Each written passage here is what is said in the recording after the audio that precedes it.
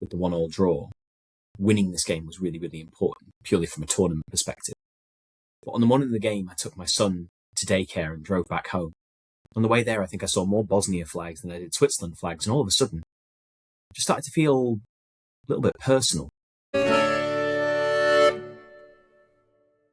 Grüezi miteinander, and welcome to episode 2 of the Swiss World Cup football podcast.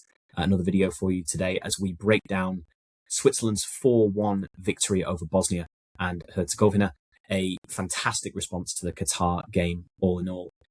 As we did last time, we're going to talk about the pre-game, the lineup, how Murat Yakin set out his team, the first half performance, second half performance, and the overall talking points of the game. We'll look at the effect that obviously this has on the group. We'll talk about the upcoming game against Canada. We'll also look into the questions, let's say, that were asked of Granit Xhaka at the end of the game as well, specifically in terms of his decision to take the penalty at the end of the game rather than hand it off to Johan Manzambi. But that's all to come. So let's start with the lineup.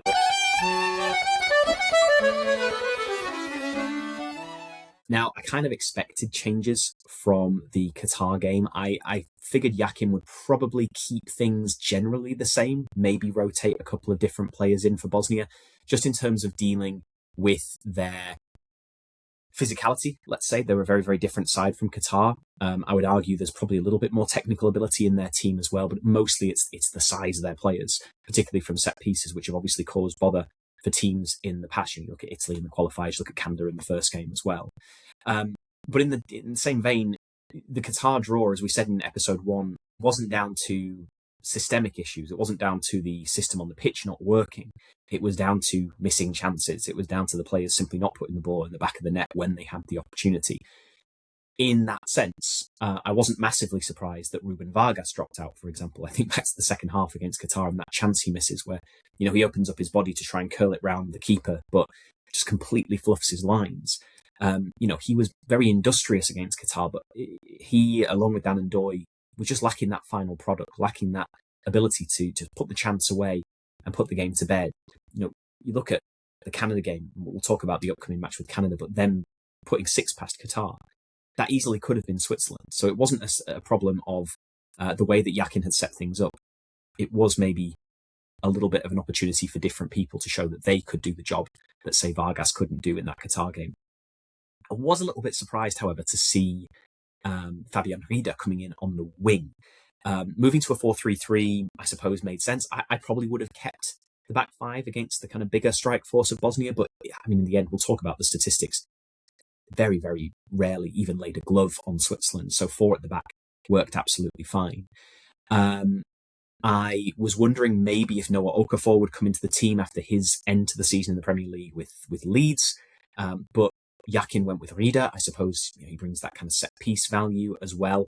You can kind of compare that to, I suppose, Michi Ebischer still being in the team. Again, a little bit of a surprise that Ebischer was still there, not because I think necessarily he did anything wrong against Qatar, but if you've got a midfield 3 of Xhaka, Freuler, Ebischer in the middle, I feel like you've kind of got 3 players who generally do the same thing. I thought that maybe it would be more of a Xhaka, Freuler and Manzambi, or even Rieder in that kind of more advanced playmaker role in the middle, and then someone like Noah Okafor on the left, who I think is more naturally suited to that position. But for Rieder, it was that Yakin went with maybe a little bit more trusted at this point than Okafor. Again, it's something we can talk about a little bit later when we look at the substitutions in the second half. So on the whole, not massively surprised that changes was made. A little bit surprised about the kind of players that came in. But as I said after the Qatar game, I do feel that this was a game that Switzerland had the quality to win no matter really who was starting. Bosnia are a tough side, but you saw the kind of domination of Canada in the first game.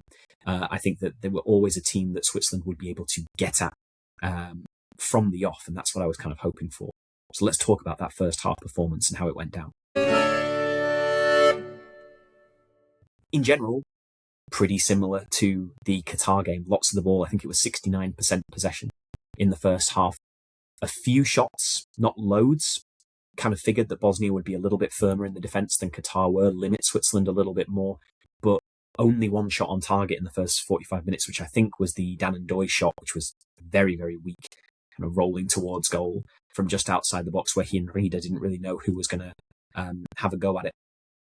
But when you look at, say, the momentum graph on something like SofaScore, for example, just see it's entirely Switzerland. A couple of little spells of Bosnia pressure, but on the whole, I think that arguably Bosnia offered less than Qatar did in that first game, especially in the first half. That being said, for the Swiss, it was only 0.09 xg at the end of the first half. So you can have all the ball that you want. You can play it around. You can make your nice kind of rotational moves and move the ball well. But if you're not doing anything with the ball, there were a lot of crosses in the first half, for example, and I'm openly said it can't be our approach to playing against Bosnia is that we're swinging in crosses to Breel Mbolo when he's not going to win those headers, not by himself in the box against a very, very big Bosnian backline. You'll have someone like Nikola Katic in that backline who Swiss fans will know very, very well from his years at FC Zurich. Katic might not be the best footballer, but he's very, very good in the air, being absolutely massive. And Bolo's not going to be going up and winning headers against those guys. So it was, again, similar to Qatar, an industrious first half, lots of the ball. But I think if you want to typify it, look at Dan Ndoye's performance in that first half. Really good on the ball, as he always is. Very, very technically gifted, very, very good under pressure, can get himself out of tight spaces. But then he has that one shot on target and it's just so weak, just rolling to the goalkeeper. No real bite or threat from the Swiss in the first half. And you kind of just sat there thinking, is this just going to be the same game? Are we just going to see another wasteful performance from Switzerland where they have a lot of the ball, they do good stuff with it, but they cannot do anything in the final third? And how do you solve that problem? You look back on the first game, we spoke about bringing on Zeki Amdouni, and yes, he's had this big injury this season, but is he really the second best striker that Switzerland have? Is he really the answer to this kind of wastefulness that Switzerland seemed to be experiencing up until this point? And then we move to the second half.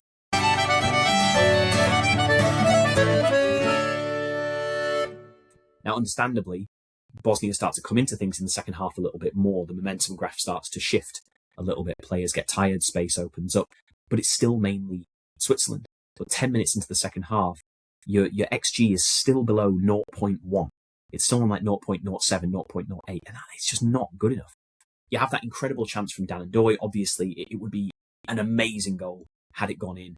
Would have been offside, but imagine had that gone in and been ruled out for what a little toe offside, but kind of just summed up his game a little bit. Lots of good stuff, just couldn't really get it done when it was called for. In that sense, waiting until 70 minutes was actually a little bit wild to make those changes, because you're kind of looking at the game thinking something's got to change here. Bosnia are coming into this more and more. They're exactly the kind of side that are going to look to snatch something right at the end that they can hold on to and defend. So waiting until 70 minutes for something to happen seemed a little bit irresponsible, a little bit risky from Yakin. And again, I was wondering, I was kind of on social media wondering if maybe this was the point where Noah Okafor was going to get his opportunity. It's been very public, obviously, the kind of rift between Yakin and Okafor that had existed up until the last couple of months before the World Cup, where Okafor and Yakin sat down and had a bit of a clear the air discussion. Obviously seems to have worked in that Okafor has been called up, but doesn't seem to be trusted in terms of minutes on the pitch. Whether we see that in the last game against Canada, I don't know. But I kind of feel that might be his last chance, because I don't really see suddenly Murat Yakin turning to Okafor in the knockout stages, for example, because then he will be going with the guys that he completely trusts. I say this as a Leeds fan. Obviously, I focus on Noah Okafor a little bit because I'd love to see him in the squad because he's had such a good season with Leeds. But in the same vein, I understand that Yakin will go with the guys he trusts. And when you see those subs, you see exactly what I mean. Vargas drops from the first game, is given his chance to show what he can do, and my word, does he. We'll talk about Vargas in a second, but of course, the first person we need to talk about is Johan Manzambi. What a performance. I'm rocking the Freiburg shirt for him today. What a game. What an impact. And I think if you're interested in Swiss football at all, or European football, you've probably seen him this season. You saw him in the Europa League final, for example, for Freiburg. You know how good he can be. I wasn't sure if it was going to be at the World Cup that he would kind of put himself on this stage, but man, was I wrong. Comes on and almost immediately has that impact. Vargas as well down the left, doing what, Ndoye and Reader hadn't been able to do, just really getting at the fullback, going straight past them, getting the ball into the box. But that volley from Manzambi, the technique is so great and the power is so much that the keeper can just push it up into the top corner. And then the floodgates kind of open, and all of a sudden Switzerland have this swagger and this confidence on the ball that they just haven't had in the first half, in the first part of the first half, kind of up until that hydration break in the second half. Vargas is just so aggressive, just sprinting past the fullback constantly, and Manzambi is just filling in all those gaps that we hadn't seen in the first half, because we had those three more defensive central midfielders where Eberscher and Freuler are not getting in those positions in and around the box. Manzambi wants to be there, and he almost acts as like a 10 behind Mbolo, and that's such a better system, with Mbolo being so good at the hold-up play, so strong, so physical. Having someone to come in and pick up the pieces from those hold-ups, from those layoffs, that's going to make a massive, massive impact, and Manzambi looks like he could be the real deal for Switzerland in that role. Vargas then gets his opportunity after the red card for Bosnia, which is, it's just desperation at that point. They just can't handle the pressure that's coming their way. Vargas kind of exercises the demons of that miss we mentioned earlier, where he opens up his body and just slots it into the bottom corner, exactly what he wanted to do against Qatar. So well done for him to get that goal. And then the third comes, and it's from that space from the red card. You have Xhaka playing that lovely little pass through the gap into Vargas, back into the box, and Manzambi, that first time finish. Manzambi coming across as the guy who's done this, for 10 years or so, not the youngster who's kind of coming in and showing the older heads how to do it. Just that first time finish, no drama, put it in the net, no messing around, and all of a sudden the game's done. Bosnia get their goal. Fair play to them from the set piece. It's a great hit. No one wants to get in the way of it. I can understand that. But I can imagine, you could see from the celebration of it was Maric, I think, wasn't it, who got the goal. You could see from his celebration that I think Bosnia would probably be frustrated that they didn't do that more in the game. I think they only had 3 corners in the entire game, 12 crosses during the game as well to Switzerland's 23. I feel like there was more in the locker from Bosnia that they didn't really attempt, they didn't really get into to try and play to their strengths. And I don't know whether that's down to a good defensive performance from Switzerland. I thought Anu Akanji was fantastic, for example, and it was nice to see Sylvain Widmer at right back as well, who I think offered a little bit more solidity. But yeah, I imagine Bosnia will be very, very disappointed that they weren't able to put Switzerland under more pressure from set pieces. Then you have the penalty. It's just a tired challenge. It's just a player who's just got nothing left in the tank and just dives in on Jibril Sow. And look, we're going to come back to Xhaka's decision later. You kind of see Manzambi immediately picks up the ball and kind of like points to himself, and obviously Xhaka takes the responsibility. But we'll come back to what that was all about and maybe kind of theorise on that. It would obviously have been great for Manzambi to get his hat-trick, but I think there's a little bit more behind it than people maybe want to make out. But I think overall, massive credit to Murat Yakin for changing the game. Like I said, I think waiting as long as he did was maybe a little bit of a risk, but potentially thought that that's when the game was going to open up and a player like Manzambi could have that effect, and Vargas as well against the fullback. It's a fantastic win. It really is. After the 1-1 draw, to put down a marker like that, especially with Canada winning as well, we'll come to the importance of that result for the Canada game as well. It sets up a really nice final match day where you'd imagine that even a point will see Switzerland through pretty comfortably. Obviously, you want to finish top, and we'll come to how they might be able to do that in the next section. But a really, really positive result after Qatar. Still stings that you didn't get that win in the first game, but this makes it a lot easier to deal with. It was the perfect response, really, and what a game to put Johan Manzambi on the map for the world to see. Okay, so let's think about this in context. There's 2 things I really want to talk about here. First, let's come to Canada, because let's talk about this last game and kind of preview this and what the situation is now. Because the big question is now, how do you approach this game? Of course, you want to finish top because it always offers the best possible line into the next few rounds. There's also that kind of personal pride of like, well, we want to be top of this group. Switzerland are the best team in this group on paper, so you want to prove that.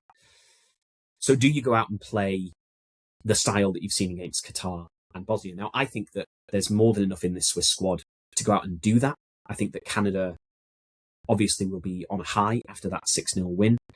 And they really, really did dominate against Bosnia, but of course that's how Bosnia play, kind of makes the other team look a little bit more dominant. But I think that when you look at that Qatar game, that's really what the Switzerland game should have been against Qatar. It should have been a bigger win with a quite a high margin of goals, with all the opportunities that Switzerland had. Canada just were able to put the ball in the back of the net multiple times, but some of the goals are real kind of farcical defending from Qatar. You've got 2 red cards. They end up playing against 9 men.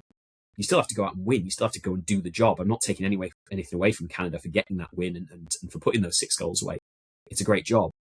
But what I'm saying is there's caveats to it, where just because they've won 6-0, it doesn't suddenly make them the strongest team in the group. I think that is still Switzerland. So you could go out there and try to dominate the ball. You could go out there and try to create as many chances as you have against Qatar and in the second half against Bosnia. However, you also have to think about your opponent. And being a Leeds fan, as I mentioned before, with no Okafor, I know Jesse Marsch. I made it through Jesse Marsch's time at Leeds, and that's all I'm going to say about Jesse Marsch. I have my opinions, but this isn't about Leeds. This is about Switzerland. Jesse Marsch is going to be aggressive. It's how he wants to play. He wants to be on the front foot. He wants to put down a marker very early on.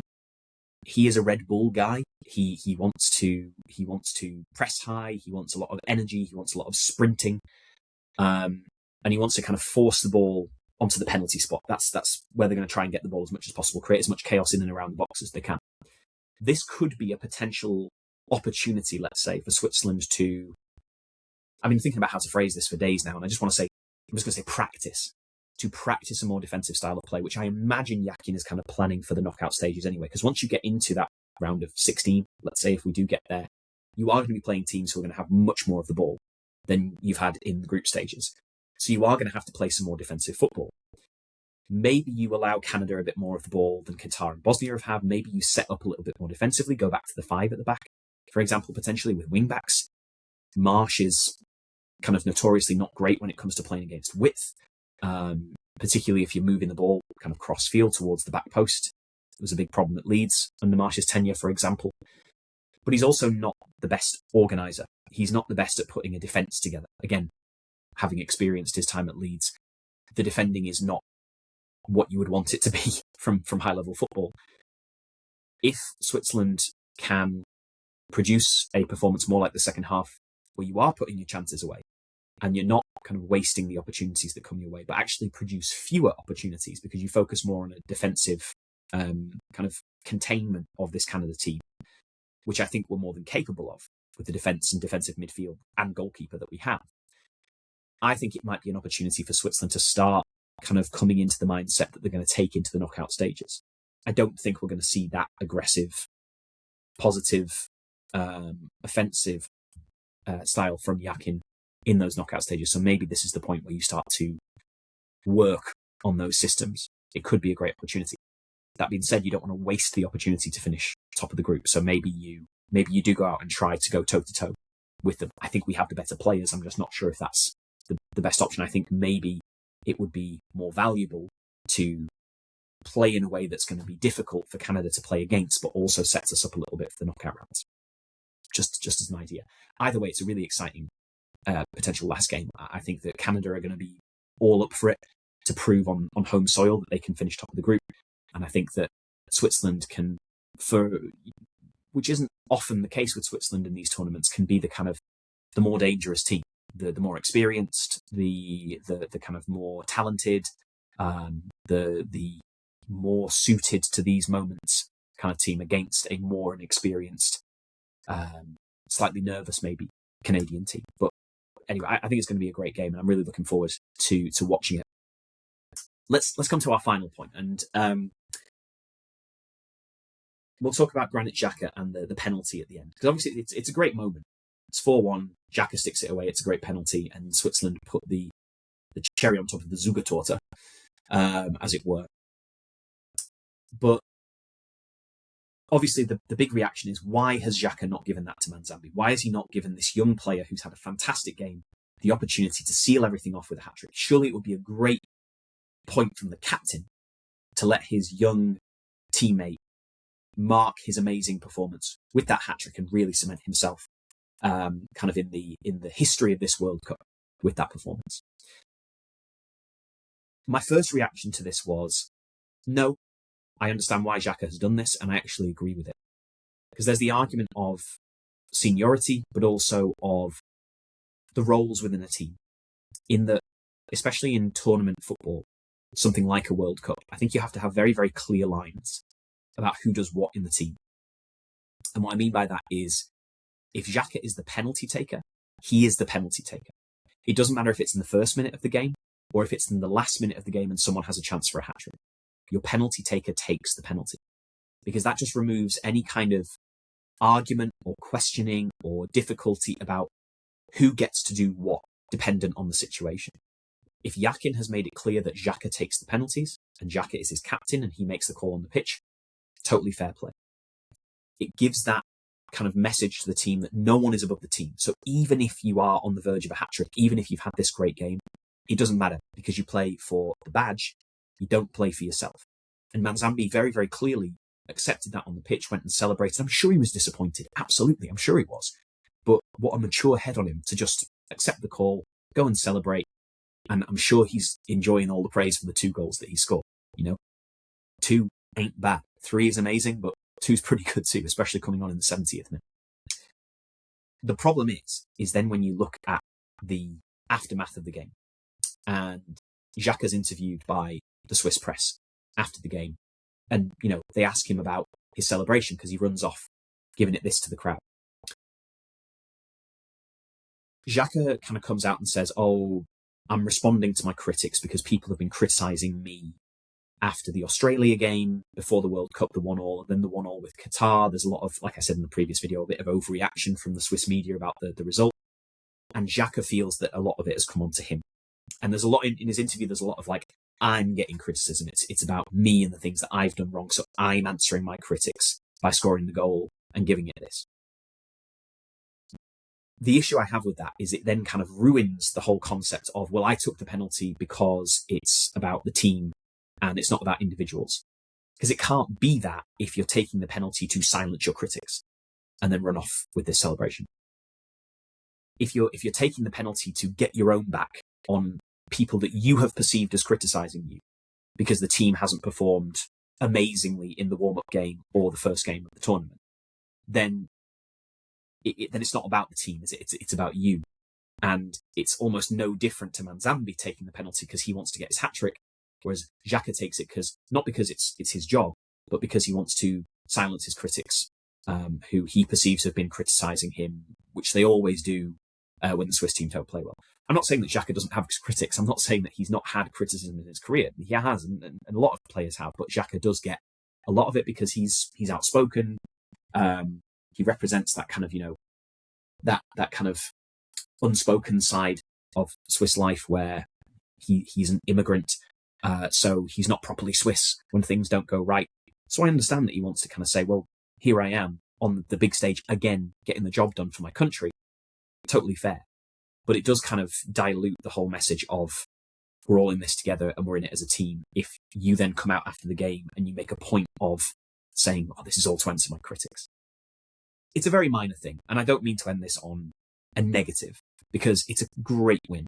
And it just makes things so much more positive after the Qatar game that we can now look forward to that Canada game with much less pressure and the excitement of a final game that really means something. It's not going to be a dead rubber. I don't see either of these teams playing out a draw just because it's the best thing for both of them.